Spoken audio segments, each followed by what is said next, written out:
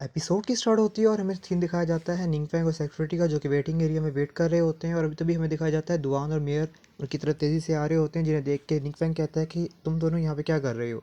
उसके बाद हमें सेक्रेटरी का रिएक्शन दिखाया जाता है, जो कह रही होती है कि मेयर और फोर्थ ट्रांसमिशन का बंदा ये दोनों एक साथ यहाँ पे क्या कर रहे हैं। और ऐसा क्यों लग रहा है कि ये दोनों निंगफैंग को बहुत अच्छे तरीके से जानते हैं। अभी वो ये कह ही रही थी कि हमारा सीन शिफ्ट होता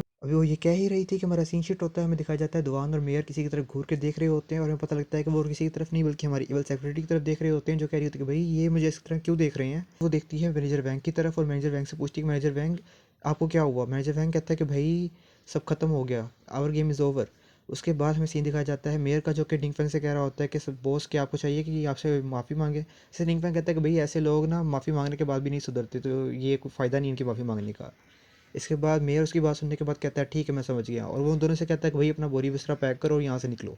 जिसे सुन के मेयर और सेक्रेटरी का मुंह खुला का खुला रह जाता है, और वो एक दूसरे को देख ही रहे होते हैं कि उसके बाद हमें दिखाया जाता है कि भाई साहब मैनेजर साहब ने पकड़ के सेक्रेटरी के खींच के एक तमाचा लगाया होता है, जिसकी आवाज़ आप सुन सकते हैं। वो कहते हैं कि ये सब कुछ तेरी वजह से हुआ है, तू बिच कहीं की। और फिर हमें मेयर को दिखाया जाता है, जो कह रहा होता है कि गार्ड्स इधर आओ, इन्हें उठा के बाहर फेंको। और फिर हमारा सीन शिफ्ट होता है वीआईपी रूम की तरफ, जहाँ पे ये सारे बैठे होते हैं, चिट चैट कर रहे होते हैं। सेक्रेटरी इनको चाय सर्व कर रही होती है और निंग फैंग से हंस हंस के बात कर रही होती है। जिसे इसे देख के मेयर कह रहा होता है कि चलो कम से कम हमारी ट्रेडिंग मार्केट के अंदर कोई ना कोई ऐसा तो है जिसका क्या नाम है मिस्टर निंग के ऊपर एक अच्छा इंप्रेशन है। और फिर हमें दिखाया जाता है सेक्रेटरी जो सोच रही होती है कि भाई मिस्टर निंग फैंग कितने ज़्यादा इंप्रेसिव हैं इतनी छोटी एज के अंदर, और इतने बिग शॉट्स के साथ इनके रिलेशन भी और इतने कॉन्टैक्ट्स इनके। फिर हमें दिखाया जाता है मेयर हमारी सेक्रेटरी को बुलाता है और उसे कहता है कि भाई तुम बहुत ज़्यादा अच्छा काम कर रही हो, तुम वर्क हार्ड कर रही हो, तो अगर तुमने ऐसी कंटिन्यू रखा तो मैं एक दिन तरक्की करोगी। जिसे सुन के हमारी सेक्रेटरी ब्लश करती है, वो कहती है जी सर बिल्कुल मैं अपना काम कंटिन्यू रखूंगी। और फिर हमारा सीन शूट होता है, हमें दिखाया जाता है मेयर और निंगफैंग भी बातें कर रहे होते हैं। निंगफैंग मेरे से कह रहा होता है कि मैं आपसे सॉरी करता हूँ कि मेरी वजह से आपको यहाँ पे आना पड़ा, और मेयर कहता है कि नहीं नहीं कोई मसला नहीं है, ये तो छोटा सा मसला था, और वैसे भी ये आपके मतलब था तो मैं कैसे अवॉइड कर सकता था यहाँ पे आने से। फिर वो निंगफैंग से कहता है कि मैंने देखा था कि आप कैटलॉग में कुछ चेक कर रहे थे, तो क्या कोई ऐसी चीज़ है जो आप यहाँ से परचेज़ करना चाहते हैं। जैसे उनके निंगफैंग कहता है कि नहीं नहीं कुछ खास नहीं, बस मैं यहाँ पे देख रहा था किसी एंड गेम रैलिक के नेम से ना कोई आइटम हो तो मैं उसे ढूंढ रहा था। जिससे उनके भाई हमारा मेयर कहता है एंड गेम रैलिक मैंने पहली बार सुना है, और गोवान भी भाई सेम रिएक्शन देता है। वो कहता है क्या एंड गेम रैलिक, ये क्या होता है। जिसे सुन के भाई निंगफैंग हक्का बक्का रह जाता है। वो कहता है कि क्या आप लोगों ने नहीं सुना। वैसे मैंने भी बस यस्टरडे कल ही सुना था कि ना भाई कोई ऐसा इक्विपमेंट है जो कि न्यूज़ में छपा हुआ था, तो मैं इसके बारे में बड़ा एक्साइटेड हो गया था। फिर हमें पास का सीन दिखाया जाता है, जहाँ पे निंगफैंग एक स्किल को एक्वायर कर रहा होता है। ये स्किल बेसिकली टीचर क्यू ने से गिफ्ट की होती है, जो मानी कंजप्शन को रिड्यूस करती है। और इसमें दिखाया जाता है कि जब निंगफैंग स्किल को एक्वायर कर रहा होता है, तो वो सोच रहा होता है कि भाई अब पता नहीं ये कौन से फॉरबिडन स्पेल के अंदर कन्वर्ट होगी। और फिर हमें दिखाया जाता है निंगफैंग ने स्किल को एक्वायर कर लिया होता है, और स्किल का नाम हमें बताया जाता है। और हमें दिखाया जाता है ये स्किल जो है वो एक पैसिव स्किल में कन्वर्ट हो चुकी होती है, जिसका नाम होता है डार्क कन्वर्जेंस। इससे क्या होता है कि ये ना किसी एक एक ऐसा इक्विपमेंट है या रेमिनेंट कह लें आप, जिनका नाम एंड गेम रैलिक होता है, उनमें से डार्क पावर्स को कंज्यूम कर लेती है, अब्जॉर्ब कर लेती है। जब निंगफैंग वहाँ पे एंड गेम रैलिक का नेम सुनता है, तो वो हैरान होता है कि भाई एंड गेम रैलिक ये क्या होता है, मैंने कभी नहीं सुना आज तक इसके बारे में। चलो देखते हैं कि मुझे ऑप्शन आजकल मिलती है। उसके बाद वो कहता है कि मुझे बहुत ज़्यादा नींद आ रही है, अभी जाके सोते हैं, सुबह जाके देखते हैं क्या होता है। फिर सीन हमारा दोबारा फ्यूचर में आता है, जहाँ पे हम देखते हैं कि मेयर निंगफैंग और दुआन आपस में बात कर रहे होते हैं। मेयर उसे कहता है कि चलिए मैं अपनी इजाज़त लेता हूँ यहाँ, और वो एक फ्लाइंग स्क्रॉल को निकालता है और यहाँ से उड़ के निकल जाता है, फुर्र हो जाता है यहाँ से। और फिर दुआन और निंगफैंग बस बात कर रहे होते हैं, चलो यहाँ से कुछ चलते हैं, कुछ खाने पीने के लिए चलते हैं यहाँ से, वैसे भी बहुत ज़्यादा भूख लग रही है। और फिर हमें दिखाया जाता है भाई दुआन की विला का सीन, जहाँ पे निंगफैंग आया होता है। वो भाई बहुत ज़्यादा अमेज़ हो रहा होता है कि यार ये बड़ा ही कमाल का हाउस दिया ये सिटी वालों ने। जो दुआन कहता है कि भाई फोर ट्रांसफॉर्मेशन या फिर उससे ऊपर वाले जितने भी लोग होते हैं ना, उनको ऐसे स्पेशल ट्रीटमेंट मिलता है। अगर आप चाहें तो मैं आपको ये अपना घर दे सकता हूँ, आप मैं किसी और जगह पर रह लूँगा। सुन के निंगफैंग कहता है कि नहीं नहीं नहीं नहीं मैं ऐसा नहीं कर सकता, मैं सोच रहा हूँ कि मैं ना कुछ पैसे जमा करूँगा तुम्हारी इर्द गिर्द ना कोई नेबर में एक घर ले लूँ। सुन के दुकान कहता है कि भैया आपको पैसे जमा करने की क्या ज़रूरत है, मैं मेरे पास पैसे हैं आप मुझसे ले लें। जैसे सुन के निंगफैंग कहता है कि नहीं नहीं भाई मैं तेरे पैसे नहीं ले सकता, मेरे पास ऑलरेडी बहुत पैसा है। और हमारा निंगफैंग देखता है, वो सोच रहा होता है कि भाई साहब मेरे पास काफ़ी इक्विपमेंट्स हैं जिनको मैं सेल करके ना अच्छे खासे पैसे कमा सकता हूँ। और फिर हमारा सीन शिफ्ट होता है, हमें दिखाया जाता है निंगफैंग कुछ पानी शानी पी रहा होता है, और तभी हमें दिखाया जाता है कि भाई दुकान के सेल फ़ोन के ऊपर किसी कॉल आती है, जिसे वो पिक करता है, तो उसे पता लगता है कि ये मेरे जाएंगे। मेरे दुकान से कह रहे होते हैं कि भाई यहाँ पे कुछ मसला आन पड़ा है जिसपे मुझे तुम्हारी मदद चाहिए होगी। जिस उनके दुकान कहता है कि भाई चले बताएं मुझे क्या मसला है। जैसे उनके भाई मेरे से बताता है कि एक इन्वेस्टिगेशन टीम ने ना यहाँ पे एक बंदा भेजा है, जो कि ना अभी प्रोब कर रहा है इसके बारे में कि ये जो मिस्टीरियस पावर हाउस है हमारी सिटी के अंदर, उसके बारे में, और ये जो डिज़ास्टर हो रहे हैं आजकल उनके बारे में इन्वेस्टिगेशन करने आया है, तो उसे कुछ इन्फॉर्मेशन चाहिए आपसे। और जिसे देख के दुआन निंगफैंग की तरफ देखता है, और निंगफैंग भाई फुल शॉक में होता है। उसके बाद दुआन कहता है कि भाई ये जो इन्वेस्टिगेशन है इसका इम्पैक्ट बॉस के ऊपर पड़ेगा, इसलिए पहले मुझे उनका ओपिनियन ले लेना चाहिए इसके ऊपर। और वो कहता है कि मेरे साथ बात सुनिए, मैं थोड़ा भी बिज़ी हूँ, अभी किसी काम में मसरूफ़ हूँ, बाद में मैं ना ज़रूर आऊँगा। उसके बाद मेरे कहता है चलो कोई बात नहीं, जब भी आप फ्री हो ना आप मुझसे कॉन्टैक्ट कर लीजिएगा। और इसके बाद भाई साहब निंगफैंग पूछता है कि इन्वेस्टिगेशन टीम ये कौन है, ये क्या होते हैं, ये लोग कौन है, मुझे तो इनका भी पता। जिस पे भाई उसे दुकान उसको सारी एक्सप्लेनेशन देता है। और फिर हमारा सीन शूट होता है, हमें दिखाया जाता है एक बंदे को जो कह रहा होता जो किंग सिटी में आ गया होता है, वो कह रहा होता है कि भाई अच्छा तो ये सिटी है और यहाँ पे मैंने सुना एक पावर मिस्टीरियस पावर हाउस है, मुझे उसी को इन्वेस्टिगेट करना है। फिर हमारा सीन शिफ्ट होता है मीटिंग रूम की तरफ, जहाँ पे हमारी कमांडर, टीचर क्वी, उसके बाद हमारे मेयर और 3-4 और बंदे बैठे होते हैं जिनका हमें नहीं पता। वो सारे आपस में बात कर रहे होते हैं। साथ में वहाँ पे इन्वेस्टिगेशन टीम का बंदा बैठा होता है, वो कह रहा था कि हाँ मैंने सुना था कि यहाँ पे एक मिस्ट्रियस पावर हाउस है, क्या किसी ने तुम लोगों में से किसी ने उसे देखा है? जिस पे सब उसे ना का जवाब देते हैं और कमांडर भी ये कहती है कि नहीं उन्होंने नहीं देखा। जिसे सुन के वो कहता है कि क्या किसी ने नहीं आज तक देखा और तुम लोग कह रहे हो कि यहाँ पे एक मिस्ट्रियस पावर हाउस है, इसका क्या मतलब सबूत है कि वो मिस्ट्रियस पावर यहाँ पे हाउस एग्जिस्ट करता है भी है कि नहीं करता? जिसे सुन के भाई हमारी कमांडर कहती है कि देखो भाई बात सुनो, यहाँ पे ना एक सीक्रेट विलम इन्वेड हुआ था जिसकी वजह से ना क्या नाम है यहाँ पे कैलेमिटी आई थी। कोई भी उसे रोक नहीं पाया था, लेकिन उसे बंदे ने एक ही सेकंड अंदर रोक दिया और बिना किसी की मदद के। तो क्या तुम क्या समझते हो कि कौन कर सकता है ये? उसके बाद कहता है कि नहीं नहीं भाई इतना काफ़ी नहीं है किसी को मतलब ये कहने का कि यहाँ पे कोई मिस्टीरियस पावर हाउस है, मैं यहाँ पे खुद इन्वेस्टिगेट करूँगा और क्या पता वो रीलम बस एक लो लेवल का रीलम हुआ, तुमने इतनी बड़ी फोर्स क्रिएट कर दी। और उसके बाद कहता है कि भाई इसके अलावा यहाँ पे 2 लेवल के ना किंग लेवल के अटैक्स और भी हुए थे, उन पे तो उसने कुछ नहीं किया। जिस पे भाई टीचर या कमांडर दोनों चुप हो जाते हैं, उन्हें भी पता है कि कुछ नहीं पता क्योंकि निंगफन की उस टाइम पावर अवेकन ही नहीं हुई थी भाई। फिर हमें टीचर क्वी का सीन दिखाया जाता है जो कह रही होती है कि भाई कमांडर ने जितनी भी इंफॉर्मेशन है उसको सबको ना हाइड कर दिया, उसको ऑल्टर कर दिया ताकि निंगफन की ना जो भी आइडेंटिटी वगैरह उसे बचा सकें। और वहीं पे मेयर इंटर करते हैं, वो कहते हैं कि भाई मैंने दुआन को कॉल की थी और वो कह रहा है कि वो आज बिज़ी है तो वो आज नहीं आ सकता। जैसे सुन के भाई हमारा ये इन्वेस्टिगेटर कहता है कि भाई ये तो एक फ्री लोडर बंदा है जो अकेला घूमता है, किसी गिल्ड में नहीं है और इसकी इतनी हिम्मत की हमें ना कर सके। और मुझे ऐसे बंदों से सख्त नफरत है जो किसी रूल एंड रेगुलेशन के बगैर चलते हैं, किसी भी गिल्ड के बगैर काम करते हैं। वो कहता है कि चलो खैर जो भी है, ये जो इन्वेस्टिगेशन है मैं इसे खुद हैंडल करूँगा और तुम लोगों को मेरे मामले में पढ़ने की ज़रूरत नहीं है। और फिर हमारा सीन शीट होता है, हमें एक सीरियल ड्रिलम का सीन दिखाया जाता है जो कि एक ग्रेवयार्ड ड्रिलम होता है।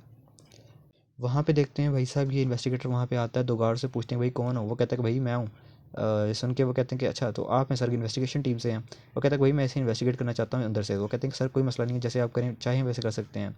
वो उस रीलम के अंदर इंटर होता है, रीलम के अंदर इंटर होता है, देखता है भाई हर तरफ डार्क पावर है और हर तरफ डैमेज ही डैमेज हो रखा होता है। वो कहते हैं कि भाई यहाँ पे किसने इतना डैमेज किया है, कौन सा किंग लेवल का मोस्टर यहाँ पे फैला है जिसने इतना सीक्रेट रीलम में डैमेज किया है?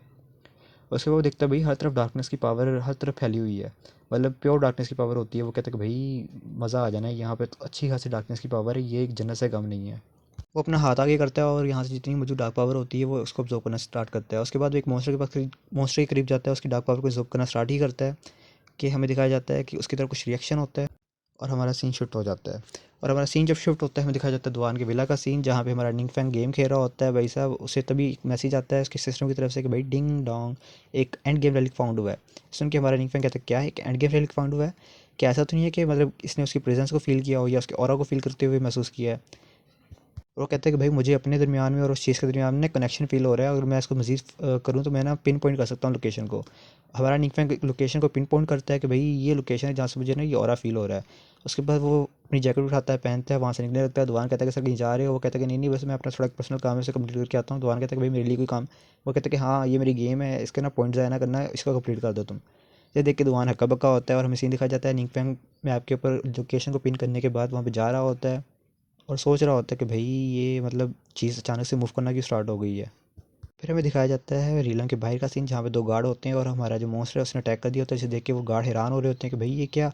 और फिर वो देखते हैं कि भाई साहब जो हमारा इन्वेस्टिगेटर है वो उसकी बॉडी के ऊपर मॉन्स्टर ने कब्जा कर लिया होता है और वो हेल्प हेल्प के लिए चिल्ला रहा होता है, कहता है कि प्लीज़ मुझे बचाओ, कोई मेरी मदद करो, कोई मेरी मदद करो।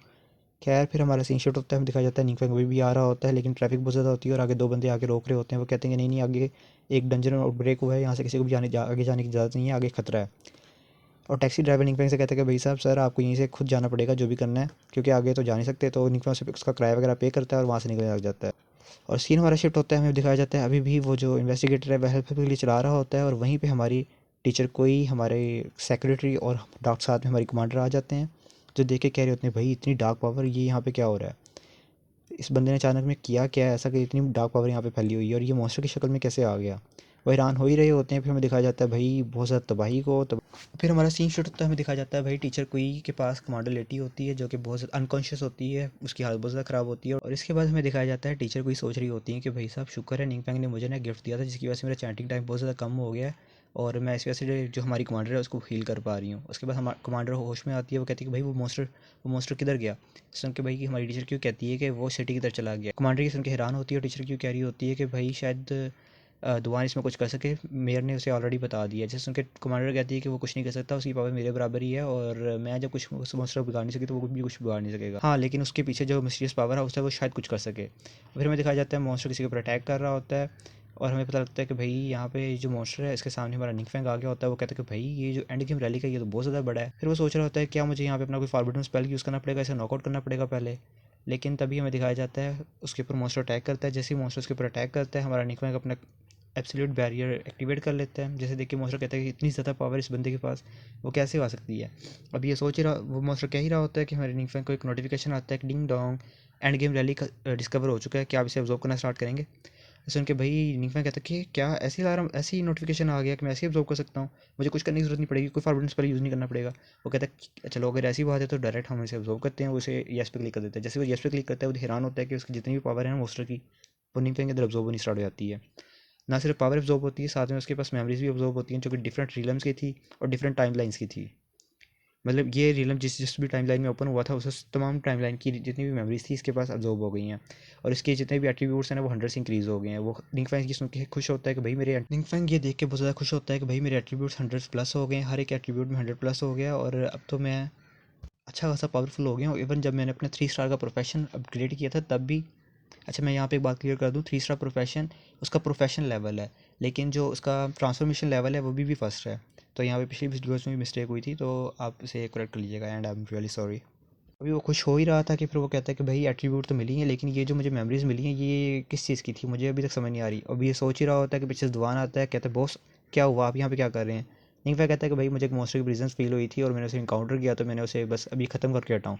जिसे देख के भाई हमारा दुआन बड़ा हैरान होता है, क्या अभी दुआन हैरान हो ही रहा था। फिर हमें दिखाया जाता है भाई साहब हमारे इन्वेस्टिगेटर का सीन जो कि अभी भी अनकॉन्शियस पड़ा होता है, जिसे देख के दुआन कह रहा होता है कि भाई मुझे अभी भी मेयर की कॉल आई थी। सोच रहा होता है कि मुझे मेयर की कॉल आई थी, उसने मुझे बताया था कि मॉन्स्टर इन्वेशन हुआ है, क्या ये इस बंदे ने किया है। कहते मैं अब समझ सकता हूँ कि बॉस ने, दुआन क्या सोचता है कि भाई मैं समझ सकता हूँ कि बॉस ने इस मॉन्स्टर को एलिमिनेट कर दिया, लेकिन मुझे इस बात की समझ नहीं आ रही है बॉस ने इसको मॉन्स्टर को एलिमिनेट किया ऐसे किया, क्योंकि यहाँ पे तो कोई पावर शॉक वगैरह भी नहीं है, यहाँ पे कोई अटैक वगैरह के सिंबल भी कोई नहीं शो हो रहा, कोई प्रेजेंस भी शो फील नहीं हो रही, तो बॉस ने इसको मारा कैसे। मैं जितनी बार बॉस की पावर का अंदाज़ा लगाता हूँ मैं हर बार हक्का बक्का रह जाता हूँ।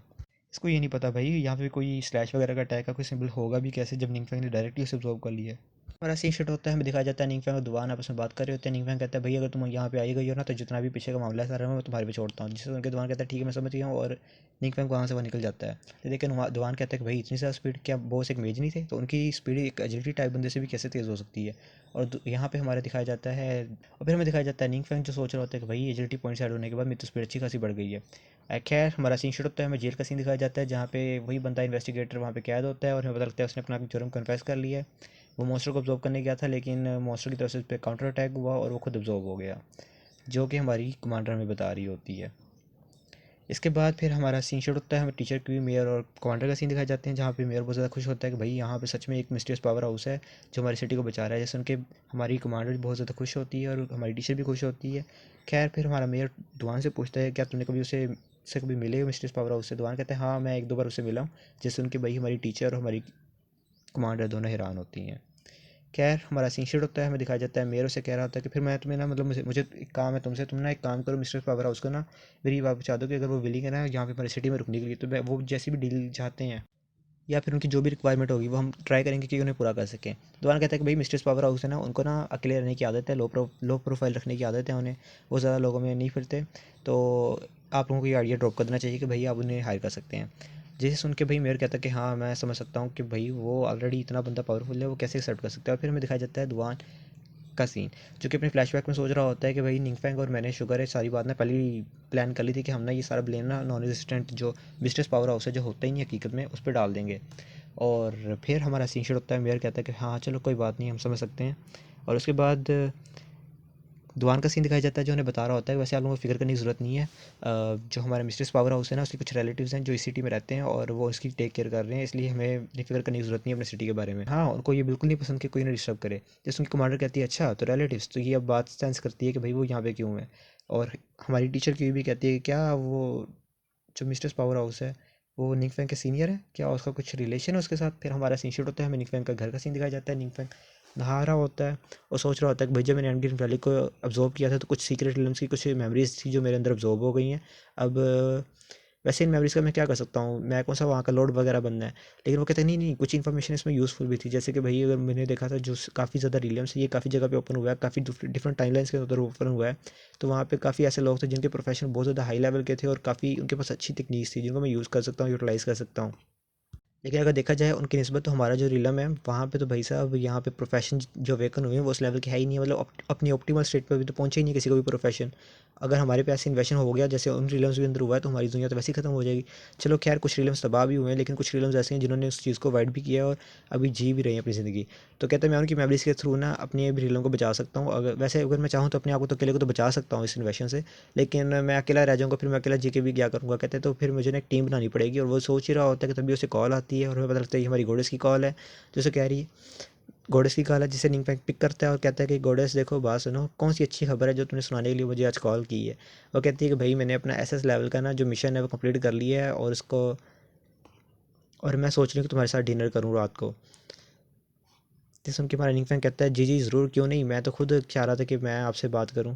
वो कहती है चलो ठीक है, अब ये बात फिर पक्की हो गई कि मैं ना तुम्हें लोकेशन भेज देती हूँ और तुम वहाँ पे आ जाओ। निंग फैंग कहता है हाँ ठीक है, फिर मैं वहाँ पे आ जाऊँगा। फिर हमारा सीन होता है, हमें दिखा जाता है हमारी जो गोडेस है वो अपनी गिल्ड मेंबर्स की तरफ जा रही होती है, जिसके गिल्ड मेंबर्स उसे कंग्रेचुलेट करते हैं कि भाई तुमने हाँ अपनी सेकंड मिशन कंप्लीट कर ली है। और फिर हमें हमारा सीन शूट होता है, हमें दिखाया जाता है काफ़ी ज़्यादा लोग इनकी तारीफ़ कर रहे होते हैं कि भाई हाँ ये देखो ये इतनी छोटी एज के अंदर इन्होंने इतनी ज़्यादा अचीवमेंट हासिल कर लिया, अपनी सेकंड ट्रांसफॉर्मेशन कंप्लीट कर ली होती है।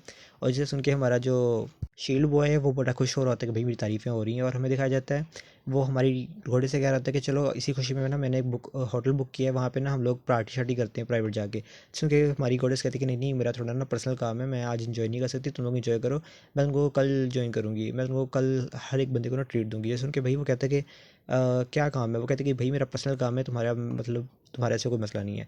वो उनको कह के जा ही रही होती है, हमें दिखाया जाता है कि वहाँ से जा रही है। उसके बाद जनाब आला हमारा शील्ड बॉय कहता है कि भाई इसने अभी जस्ट अपनी सेकंड ट्रांसफॉर्मेशन कंप्लीट की है और ये हमें भाई ऐसे शो कर रही है जैसे हमें जानती नहीं हो, ये बड़ी मगरूरी लड़की है।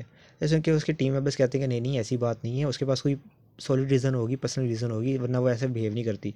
वो कहता है कि भाई तुम लोग बेवकूफ़ हो या बेवकूफ़ होने का ड्रामा कर रहे हो, क्या तुम लोग समझ नहीं सकते कि उसने अपनी सेकंड ट्रांसफॉर्मेशन कंप्लीट कर लिया है, एक एसएस लेवल मिशन कंप्लीट किया है, तो सारी बात उसकी पावर अब एक ज़्यादा इंक्रीज़ होंगी और इवन कि उसने एक हिडन प्रोफेशन भी वेकन कर लिया है। और हम लोग तो ऑलरेडी बहुत ज़्यादा स्ट्रगल कर रहे हैं ताकि हम लोग उसके साथ चल सकें, लेकिन मुझे लगता है कि वो हमें छोड़ के चली जाएगी। और एट दी एंड मेरी आपसे यही रिक्वेस्ट है कि आप लोग मेरे चैनल को लाइक शेयर सब्सक्राइब करें, मुझे थोड़ा सपोर्ट दिखाएं ताकि मुझे मोटिवेशन मिले। मुझे मोटिवेशन मिलेगी तो मैं मज़ीद आपके लिए अच्छा कंटेंट ला सकूँगा। और हाँ, अगर आपको एनिमेटेड कंटेंट चाहिए जैसे कि मैंने स्टार्टिंग के 5 या 10 मिनट में यूज़ किया है, अगर आपको वैसा कंटेंट चाहिए तो फिर आप लोग मेरे चैनल को मज़ीद सपोर्ट शो करें और मैं आप लोगों को ऐसा कंटेंट प्रोवाइड करूँगा। So good bye.